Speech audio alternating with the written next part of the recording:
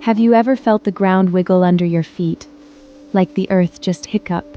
One sunny afternoon, Zin and Kit were hiking through the forest when RUMBLE, Shack. Huh? Hey! Who moved my tree? Was that an underground dinosaur?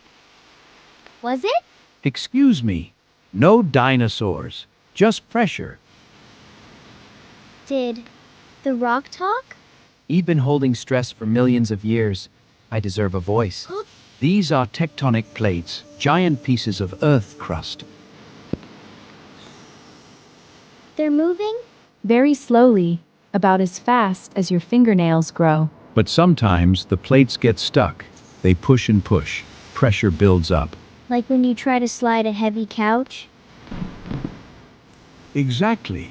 And then SLIP. Energy travels through the earth like ripples in a pond. So the earth is alive with movement. The world may seem still, but deep below, it's full of adventure.